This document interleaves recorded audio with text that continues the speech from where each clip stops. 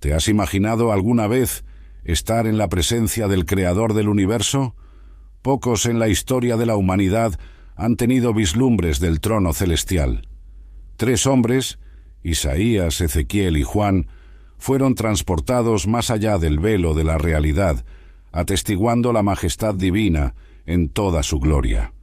Sus visiones, aunque separadas por siglos, revelan aspectos complementarios del mismo Dios eterno, cuyo trono es el centro del poder cósmico. Isaías, la visión en el templo.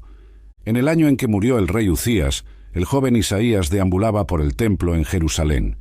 La nación estaba de luto, pero para Isaías sería un día de revelación extraordinaria. Mientras el incienso llenaba el aire y los rituales continuaban, sucedió algo trascendental.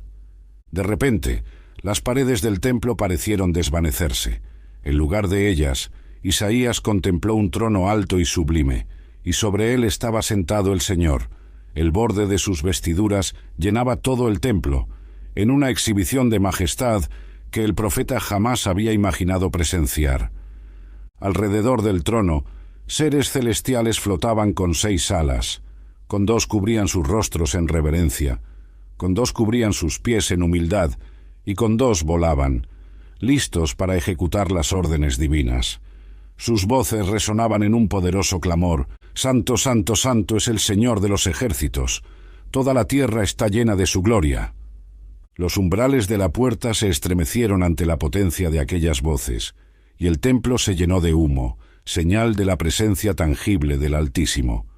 Isaías, confrontado con semejante santidad, sintió el peso de su propia condición humana. «¡Ay de mí!», exclamó, «estoy perdido, porque soy hombre de labios impuros y habito en medio de un pueblo de labios impuros, y mis ojos han visto al Rey, el Señor de los ejércitos». Su confesión sincera recibió una respuesta inmediata. Uno de los serafines voló hacia él, llevando una brasa encendida que había tomado del altar con unas tenazas. Con ella tocó los labios del profeta y declaró: «He aquí que esto ha tocado tus labios. Tu culpa ha sido quitada y tu pecado perdonado». Fue en ese estado de purificación que Isaías escuchó la voz del Señor preguntando: «¿A quién enviaré? ¿Quién irá por nosotros?». Sin vacilar, Isaías respondió: «Heme aquí, envíame a mí».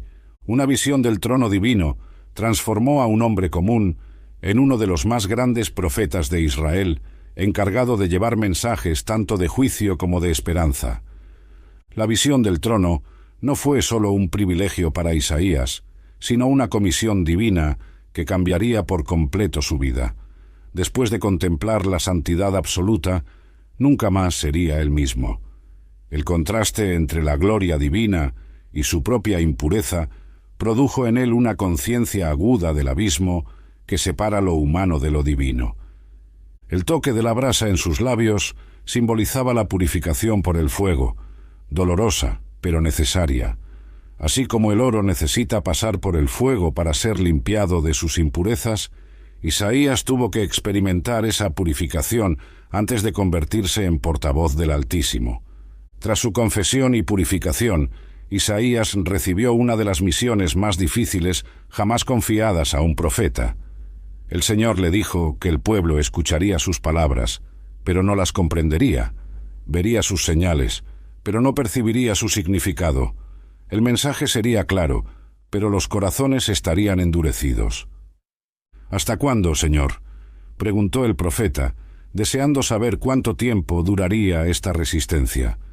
La respuesta fue sorprendente: hasta que las ciudades quedaran desoladas, las casas sin moradores y la tierra completamente asolada. Solo quedaría una pequeña porción, comparada a un tronco de árbol cortado, que permanecería como simiente santa. Ese mensaje de juicio que vendría se equilibró con promesas de restauración que Isaías también anunciaría. El mismo profeta que vio el trono santo proclamaría la venida del Mesías, el siervo sufriente, el príncipe de paz. La visión del trono de Dios no le otorgó a Isaías una vida de privilegios, sino una vida de propósito. Según tradiciones antiguas, su fidelidad al mensaje divino finalmente le costó la vida durante el reinado del impío rey Manasés. No obstante, El legado de Isaías perduraría por milenios. Sus escritos llegarían a ser uno de los libros proféticos más citados en el Nuevo Testamento, y sus profecías acerca del Mesías servirían de lámpara para iluminar la identidad y la misión de Jesucristo. Ezequiel, el trono móvil en el exilio. Mientras Isaías tuvo su visión en el templo de Jerusalén, Ezequiel estaba lejos de casa, a orillas del río Quebar en Babilonia. Era el 5º año del exilio, cuando todo lo que los judíos valoraban les había sido arrebatado. El templo estaba destruido, la tierra prometida se había perdido y el pueblo estaba disperso. En ese escenario de desolación, a los 30 años de edad, Ezequiel experimentó algo extraordinario. Los cielos se abrieron y él vio visiones de Dios que desafían la comprensión humana. Primero llegó un viento tempestuoso desde el norte, una nube inmensa con fuego y una luz resplandeciente. Dentro de ella, 4 seres vivientes con apariencia humana, pero cada uno poseía 4 rostros, de hombre, de león, de buey y de águila. Cada ser tenía 4 alas y se movían en línea recta a donde el Espíritu los dirigía, con la velocidad de relámpagos.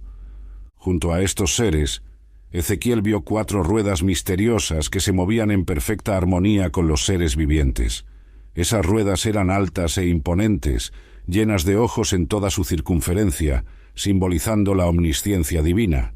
Sobre esta escena indescriptible había algo que parecía un firmamento, resplandeciente como cristal, y sobre ese firmamento había un trono de zafiro. En el trono estaba sentado alguien con apariencia humana, que brillaba como metal incandescente, rodeado de fuego de la cintura para arriba y de la cintura para abajo, fuego también, circundado por un fulgor semejante al arco iris. Ante esta manifestación gloriosa, Ezequiel solo pudo hacer una cosa: postrarse rostro en tierra. Era la respuesta apropiada para un ser humano ante la trascendencia divina. Entonces oyó una voz que decía: «Hijo de hombre, ponte en pie y hablaré contigo». Junto con la orden, vino la capacitación. El Espíritu entró en él y lo puso de pie. El mismo Dios que lo había derribado con su gloria, ahora lo levantaba para una misión. A diferencia de Isaías, quien se ofreció voluntariamente, Ezequiel recibió un título específico que aparecería repetidamente en su ministerio: Hijo de hombre. Este término, que subrayaba su mortalidad frente a la eternidad divina, se usaría alrededor de 90 veces en su libro. El Señor no endulzó la naturaleza de la misión de Ezequiel, lo enviaba a una nación rebelde que se había levantado contra su Creador. «Son obstinados y de duro corazón», advirtió el Señor. «Aun así, escuchen o dejen de escuchar, sabrán que hubo un profeta entre ellos». En un acto simbólico, se le ofreció a Ezequiel un rollo de pergamino escrito por ambos lados con lamentaciones, gemidos y ayes. La orden fue clara: «Hijo de hombre, come lo que encuentres, come este rollo y ve a hablar a la casa de Israel». Ezequiel obedeció, y en su boca el rollo fue dulce como la miel. Esta experiencia reveló una verdad profunda acerca de la palabra de Dios. Incluso cuando contiene mensajes de juicio, hay dulzura en conocer y transmitir la verdad divina. Ezequiel experimentaría esa dualidad a lo largo de su ministerio. El Señor le advirtió que, a diferencia de ser enviado a pueblos de lengua extraña que no lo entenderían, lo estaba enviando a su propio pueblo, que podía entenderlo, pero decidiría no escuchar. La casa de Israel no querrá escucharte, porque no quiere escucharme a mí. Para esta tarea imposible Dios prometió: «Haré tu rostro tan duro como los de ellos, y tu frente tan dura como sus frentes, como diamante, más dura que el pedernal, haré tu frente». La visión del trono de Dios no fue sólo para satisfacer la curiosidad espiritual de Ezequiel, sino para equiparlo para un ministerio difícil. El mismo Dios que reinaba sobre los querubines en el cielo, enviaba a su mensajero a confrontar la rebelión en la tierra. Luego, Ezequiel fue llevado por el Espíritu junto a los exiliados en Tel Aviv, donde permaneció atónito durante 7 días, procesando todo lo que había visto y asimilando la magnitud de su comisión. La visión del trono de Dios equipó a Ezequiel no solo con palabras, sino con una forma única de ministerio. Mientras otros profetas declaraban mensajes, Ezequiel con frecuencia se convertía en el mensaje, por medio de demostraciones visuales dramáticas ordenadas por el propio Dios. Después de recibir su comisión, Ezequiel fue instruido a representar el sitio de Jerusalén con un ladrillo, sobre el cual debía grabar la ciudad. Después, se le ordenó acostarse sobre su costado izquierdo por 390 días, representando los años de la iniquidad de Israel, y luego sobre su costado derecho por 40 días, simbolizando los años de la iniquidad de Judá. En otra ocasión, tuvo que raparse el cabello y la barba, dividiéndolos en 3 partes. Una parte debía ser quemada, otra golpeada con espada y la tercera esparcida al viento, simbolizando los diferentes destinos del pueblo de Judá. El punto culminante de estos actos simbólicos llegó cuando Dios le quitó a su esposa el deleite de sus ojos, de manera repentina. Ezequiel fue instruido a no lamentarse ni llorar, como señal del impacto que sufriría el pueblo cuando el templo, el deleite de sus ojos, fuera destruido. Todas estas acciones dramáticas estaban arraigadas en la visión del trono. Ezequiel había visto la santidad y la gloria de Dios, y comprendió que este Dios no podía tolerar indefinidamente la rebelión de su pueblo. El juicio debía llegar, pero no sería el fin de la historia.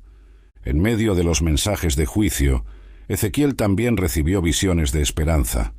El mismo Dios que mostró su gloria sobre querubines, le mostró un valle de huesos secos que volverían a la vida, simbolizando la futura restauración de Israel. El mismo Señor que anunció la partida de su gloria del templo, también reveló que un día su presencia regresaría. La visión del trono preparó a Ezequiel para convertirse en un comunicador extraordinario de las verdades divinas, a través de palabras, acciones y simbolismos profundos. Cada gesto, por más extraño que pareciera a los ojos humanos, transmitía un aspecto del carácter y del plan de Dios. Juan, el trono y el cordero. Casi 700 años después de la visión de Ezequiel, otro hombre de Dios experimentaría una revelación del trono celestial en circunstancias similares, en el exilio, lejos de casa, en tiempos de gran tribulación para el pueblo de Dios. Juan, el discípulo amado de Jesús, ya anciano, estaba confinado en la isla de Patmos a causa de la palabra de Dios y del testimonio de Jesús. La joven iglesia enfrentaba una persecución intensa bajo el Imperio romano, y muchos creyentes se preguntaban si las promesas de Cristo se cumplirían. Fue un domingo, el día del Señor, cuando Juan oyó detrás de sí una voz fuerte como de trompeta diciendo: «Escribe en un libro lo que ves y envíalo a las 7 iglesias». Al volverse, vio primero 7 candelabros de oro, y en medio de ellos a alguien semejante al Hijo del Hombre, cuya descripción evocaba tanto la divinidad de Cristo como las visiones de Daniel. Su rostro era como el sol brillando en todo su esplendor, sus ojos como llamas de fuego, sus pies semejantes al bronce bruñido, y su voz como el estruendo de muchas aguas. De su boca salía una espada aguda de 2 filos, y en su mano derecha sostenía 7 estrellas. Al igual que Ezequiel, Juan cayó como muerto a los pies de esta visión gloriosa, y al igual que con el profeta del Antiguo Testamento, una mano lo tocó y una voz le dijo: «No temas, era Jesús, el primero y el último, aquel que vive, que estuvo muerto, pero ahora está vivo por los siglos de los siglos, y tiene las llaves de la muerte y del Hades». Esta visión inicial de Cristo glorificado preparó a Juan para una travesía aún más extraordinaria. Después de recibir mensajes específicos para las 7 iglesias de Asia Menor, Juan fue invitado a contemplar el propio trono de Dios. «Sube acá», dijo la voz como de trompeta que Juan había oído antes. «Te mostraré lo que ha de suceder después de estas cosas». Inmediatamente, Juan fue arrebatado en el espíritu a una dimensión más allá del tiempo y el espacio. La primera visión que tuvo fue la de un trono en el cielo. A diferencia de Isaías y Ezequiel, quienes describieron rasgos humanos al referirse a aquel que ocupaba el trono, Juan empleó símbolos de piedras preciosas. El que estaba sentado era, en apariencia, semejante a jaspe y sardónica. Un arco iris, semejante a esmeralda, rodeaba el trono. Alrededor de ese trono central había 24 tronos más pequeños, ocupados por 24 ancianos vestidos de blanco, con coronas de oro. Del trono principal salían relámpagos, voces y truenos, símbolos del poder y la autoridad divina. Delante de él ardían 7 antorchas de fuego, que son los 7 espíritus de Dios, representando la plenitud del Espíritu Santo. Juan vio también algo parecido a un mar de vidrio, semejante al cristal, y alrededor del trono había 4 seres vivientes que recordaban a los querubines de Ezequiel, aunque con diferencias distintivas. Estos seres estaban llenos de ojos por delante y por detrás, simbolizando la omnisciencia, y tenían 6 alas, como los serafines que Isaías contempló. Día y noche, estos seres no cesaban de proclamar: «Santo, santo, santo es el Señor Dios Todopoderoso, el que era, el que es y el que ha de venir». Siempre que daban gloria a aquel que está sentado en el trono, los 24 ancianos se postraban y arrojaban sus coronas delante del trono, declarando: «Digno eres, Señor y Dios nuestro, de recibir la gloria, la honra y el poder, porque tú creaste todas las cosas, y por tu voluntad existen y fueron creadas». Juan, testigo ocular de Jesús en su ministerio terrenal, ahora contemplaba la adoración continua que rodea el trono celestial. El discípulo que había recostado su cabeza en el pecho de Jesús durante la última cena, ahora contemplaba la realidad del Cristo entronizado en gloria. La visión de Juan se amplió al notar algo nuevo. En la mano derecha de aquel que estaba sentado en el trono había un libro escrito por dentro y por fuera, sellado con 7 sellos. Un ángel fuerte proclamaba: «¿Quién es digno de abrir el libro y desatar sus sellos?». Un drama se desarrolló cuando nadie en el cielo, en la tierra ni debajo de la tierra, podía abrir el libro ni mirar su contenido. Juan comenzó a llorar amargamente ante esta aparente imposibilidad. Entonces uno de los ancianos le dijo: «No llores, he aquí el león de la tribu de Judá, la raíz de David, ha vencido para abrir el libro y sus 7 sellos». Juan esperaba ver un león majestuoso, símbolo de poder y realeza. En vez de eso, vio un cordero de pie, como inmolado. Este contraste entre el león y el cordero revela una verdad profunda. La victoria divina sobre el mal no llegó por la fuerza convencional, sino por medio del sacrificio. El cordero estaba en el centro del trono, con 7 cuernos, simbolizando el poder perfecto, y 7 ojos, representando la plenitud del Espíritu. Cuando el cordero tomó el libro, los 4 seres vivientes y los 24 ancianos se postraron ante él. Cada uno tenía un arpa y copas de oro llenas de incienso, que son las oraciones de los santos. Juntos entonaron un cántico nuevo: «Digno eres de tomar el libro y de abrir sus sellos, porque fuiste inmolado, y con tu sangre compraste para Dios personas de toda tribu, lengua, pueblo y nación». La visión se expandió aún más cuando Juan oyó la voz de millones de ángeles alrededor del trono, de los seres vivientes y de los ancianos, proclamando a gran voz: «Digno es el Cordero que fue inmolado de recibir el poder, las riquezas, la sabiduría, la fortaleza, la honra, la gloria y la alabanza». Finalmente, toda criatura en el cielo, en la tierra, debajo de la tierra y en el mar se unió en una aclamación cósmica. Al que está sentado en el trono y al Cordero sean la alabanza, la honra, la gloria y el poder por los siglos de los siglos. La visión de Juan reveló que en el centro del universo hay un trono, y en el centro de ese trono hay un Cordero sacrificado, el mismo Jesucristo. A medida que el Cordero comenzó a abrir los 7 sellos, Juan fue testigo del despliegue del plan de Dios para la historia.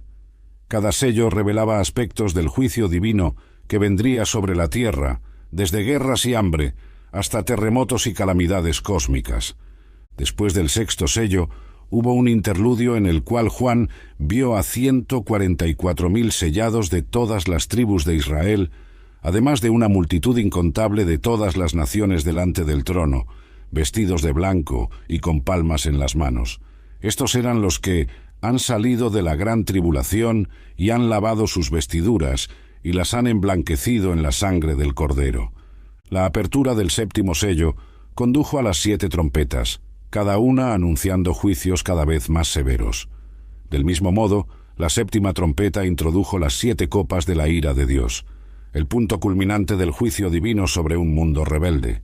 En medio de estas visiones de juicio, Juan también presenció la aparición de figuras malignas: el dragón, Satanás; la bestia del mar, poder político anticristiano; y la bestia de la tierra, falso profeta. Estos formaban una parodia blasfema de la Trinidad divina, buscando usurpar la adoración que solo pertenece a Dios. Juan vio la caída de la Gran Babilonia, símbolo de todos los sistemas mundanos que se oponen a Dios. En contraste, contempló las bodas del Cordero, representando la unión final de Cristo con su Iglesia. El clímax de estas visiones llegó cuando Juan vio los cielos abiertos y a Jesús montado en un caballo blanco llamado Fiel y Verdadero, con vestiduras teñidas de sangre y seguido por los ejércitos celestiales. De su boca salía una espada afilada, con la que derrotaría todas las fuerzas del mal. Después del juicio final y la derrota definitiva de Satanás, Juan vio un cielo nuevo y una tierra nueva, porque el primer cielo y la primera tierra habían pasado. La nueva Jerusalén, la ciudad santa, descendía del cielo, preparada como una novia ataviada para su esposo. Todas estas visiones, desde el trono celestial hasta la nueva creación, revelaban una verdad fundamental. A pesar de las apariencias temporales, el trono de Dios nunca está vacío y su plan redentor nunca se frustra. La última parte de la visión de Juan mostró algo sorprendente. En la nueva Jerusalén no había templo, porque su templo es el Señor Dios Todopoderoso y el Cordero. Esta ausencia no indicaba menos sacralidad, sino más. Toda la ciudad se había convertido en el santuario de la presencia divina. La ciudad no necesitaba sol ni luna, porque la gloria de Dios la ilumina y el Cordero es su lámpara. Las naciones caminarían a su luz, y los reyes de la tierra llevarían a ella su gloria. Sus puertas nunca se cerrarían, pues allí no existiría la noche. En el centro de la ciudad corría el río del agua de la vida, resplandeciente como cristal, que salía del trono de Dios y del Cordero. A sus orillas estaba el árbol de la vida, que producía 12 frutos, dando su fruto cada mes, y sus hojas eran para la sanidad de las naciones. Allí estará el trono de Dios y del Cordero, escribió Juan. Sus siervos le servirán, contemplarán su rostro y su nombre estará en sus frentes. Ya no habrá más noche, ni necesitarán luz de lámpara ni de sol, porque el Señor Dios los iluminará, y reinarán por los siglos de los siglos. La visión del trono que Juan recibió trajo esperanza y perspectiva a los cristianos que sufrían bajo persecución. Aquel que parecía derrotado en la cruz ahora estaba entronizado en el centro del universo. El momento presente de aflicción era solo un capítulo temporal en una historia cuyo final glorioso ya estaba asegurado. Mientras esperaban ese desenlace, los creyentes eran llamados a permanecer fieles, sabiendo que el Cordero los pastoreará y los guiará a fuentes de agua viva, y Dios enjugará toda lágrima de sus ojos. 3 visiones, un mismo trono. Separadas por siglos y diferentes circunstancias, las visiones del trono divino concedidas a Isaías, Ezequiel y Juan presentan notables similitudes y aspectos complementarios que revelan distintas facetas de la naturaleza de Dios. Los 3 hombres recibieron sus visiones en periodos cruciales de la historia del pueblo de Dios. Isaías tuvo su visión cuando el reino del norte estaba cerca de su caída. Ezequiel, durante el exilio babilónico, cuando el templo había sido destruido, y Juan, cuando la iglesia primitiva enfrentaba la intensa persecución romana. Cada uno respondió de manera similar al encontrarse con la gloria divina. Isaías exclamó acerca de su impureza, Ezequiel se postró rostro en tierra, y Juan cayó como muerto. La trascendencia divina provocaba una aguda conciencia de la finitud humana. En cada visión seres angélicos rodeaban el trono, proclamando la santidad de Dios. Los serafines de Isaías clamaban: «Santo, santo, santo». Los querubines de Ezequiel se movían en perfecta armonía con el Espíritu, y los 4 seres vivientes de Juan repetían sin cesar: «Santo, santo, santo es el Señor Dios Todopoderoso». Después de cada visión seguía una comisión. Isaías fue enviado a profetizar a un pueblo de dura cerviz. Ezequiel se convirtió en atalaya para la casa de Israel, y a Juan se le ordenó escribir en un libro lo que vio y enviarlo a las 7 iglesias. Las visiones progresan en revelación. Isaías vio al Señor alto y sublime. Ezequiel contempló la gloria del Señor en medio de querubines y ruedas. Juan presenció no solo el trono, sino el plan completo de la redención centrado en el Cordero sacrificado, de lo santo a lo redentor.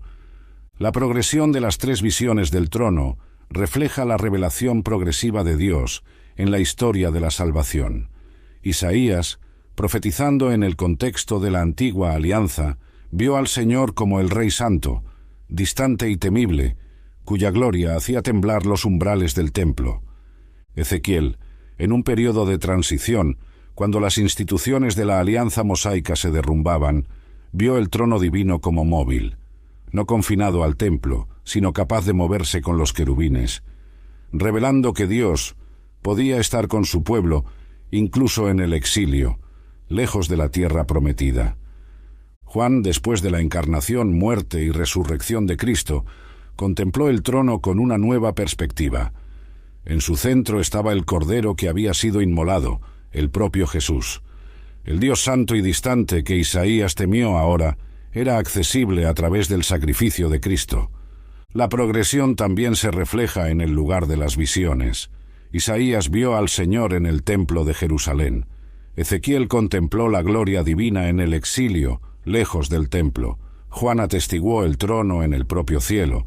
Y por último, vio una nueva Jerusalén donde no había templo, porque la presencia de Dios y del Cordero permeaba toda la ciudad. Los elementos simbólicos también evolucionaron. En Isaías, el borde de las vestiduras del Señor llenaba el templo. En Ezequiel, había ruedas llenas de ojos que simbolizaban la omnisciencia divina. En Juan, el trono estaba rodeado por un mar de vidrio y un arco iris de esmeralda, representando la nueva alianza de paz. Esta progresión culmina en la visión final de Juan, el trono de Dios y del Cordero en el centro de la Nueva Jerusalén, de donde fluye el río del agua de la vida. Lo que comenzó con temor y temblor en Isaías, termina con una invitación abierta a todos los sedientos para que vengan y beban gratuitamente del agua de la vida. Propósito histórico y trascendente.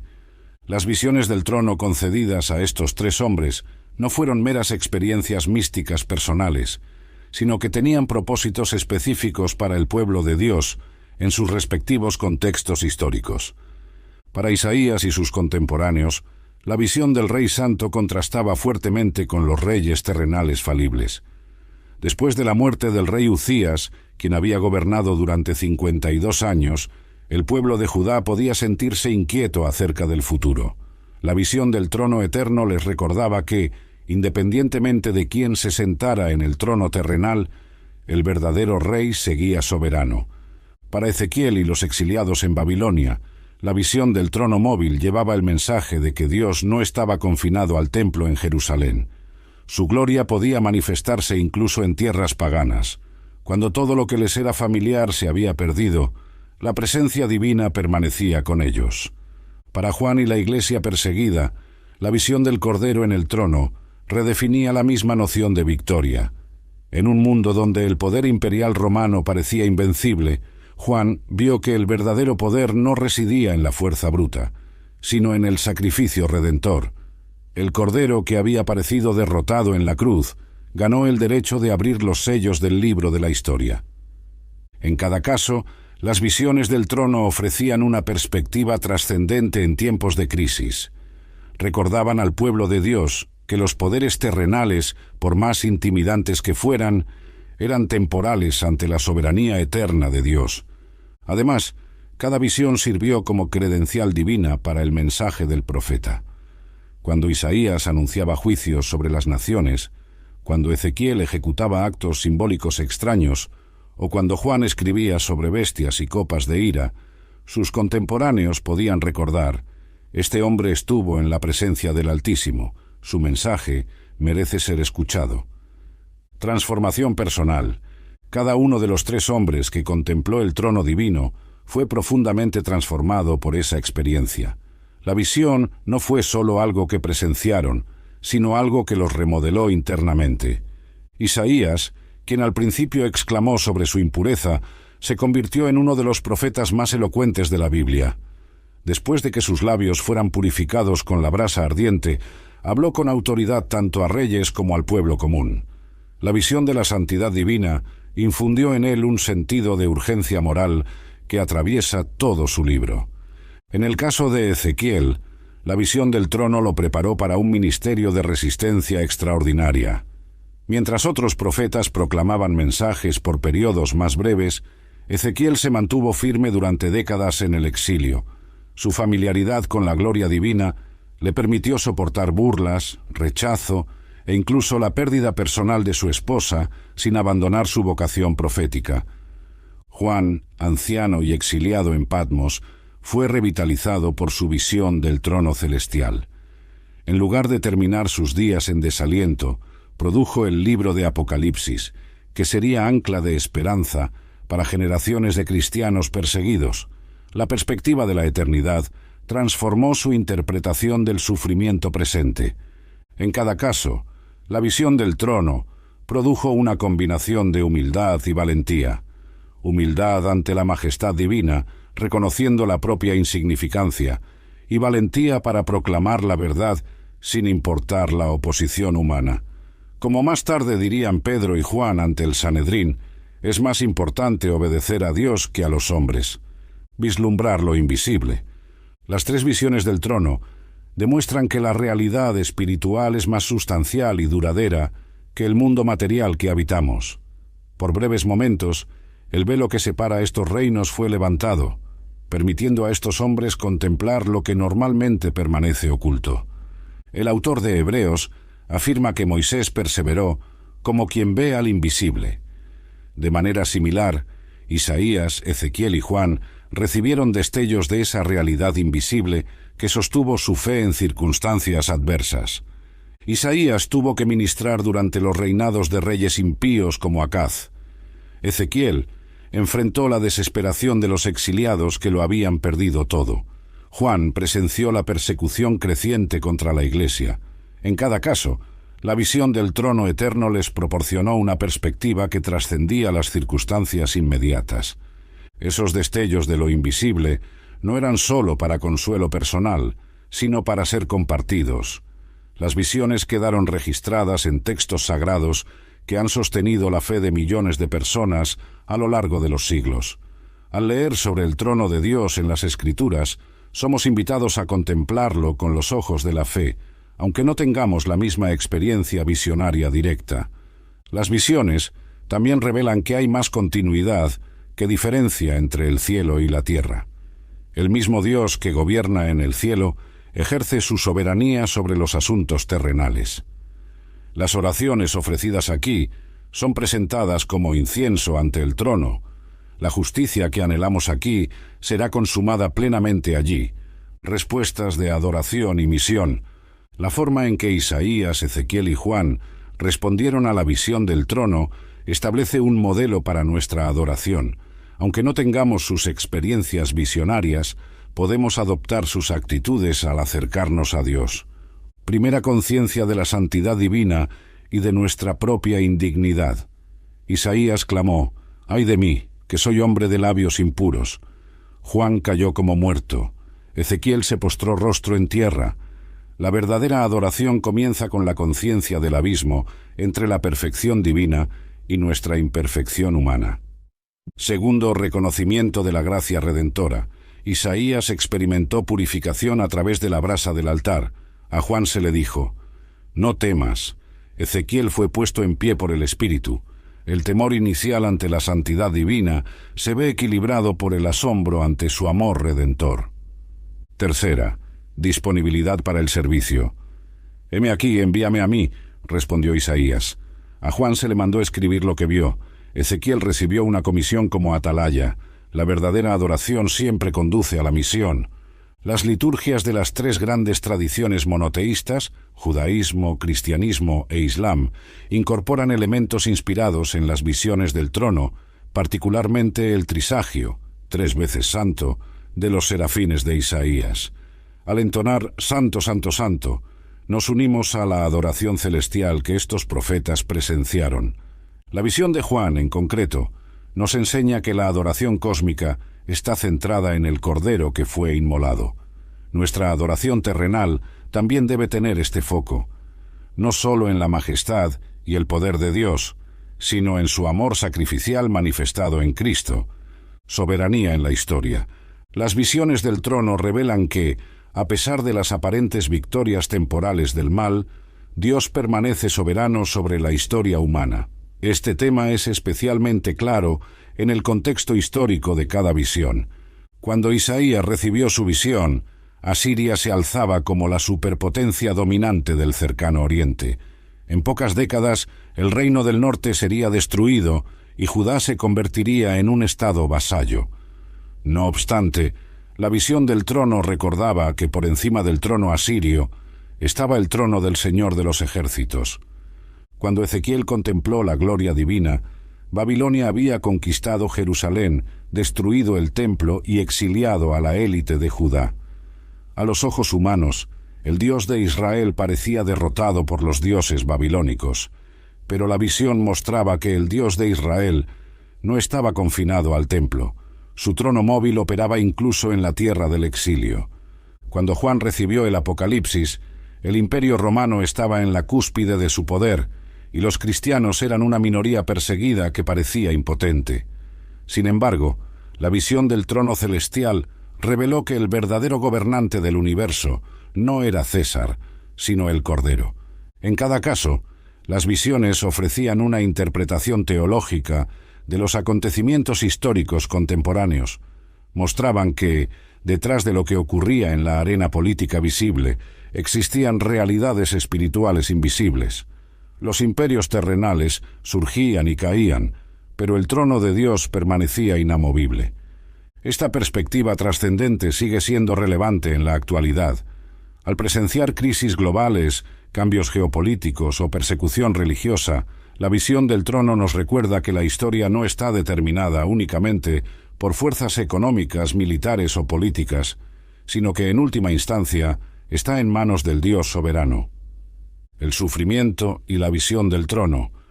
Un aspecto paradójico de las visiones del trono es que no eliminaron el sufrimiento de quienes las recibieron.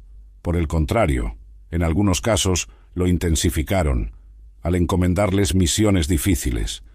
Después de su visión, Isaías recibió la difícil tarea de hablar a un pueblo que no escucharía. Según tradiciones judías antiguas, eventualmente murió como mártir, aserrado durante el reinado de Manasés. Ezequiel, tras contemplar la gloria divina, recibió algunas de las comisiones proféticas más exigentes. Tuvo que acostarse sobre un costado por 390 días, comer pan cocido sobre estiércol y abstenerse de llorar públicamente cuando murió su esposa. Juan, después de sus visiones, continuó exiliado en Patmos.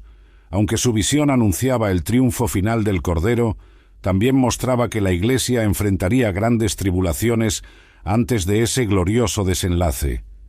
Este patrón sugiere que la visión del trono no nos exime de padecer, sino que nos capacita para sufrir con perspectiva y propósito. Ver a Dios en su trono no significa que seremos librados del dolor, sino que nuestro dolor se enmarcará en una narrativa mayor de redención. La visión del trono nos recuerda que el sufrimiento no es evidencia de la ausencia de Dios o de su impotencia. El Dios soberano que Juan vio en el cielo es el mismo Cordero que fue inmolado en la tierra. Sufrimiento y soberanía no son opuestos, sino que están entrelazados en el misterio de la redención divina.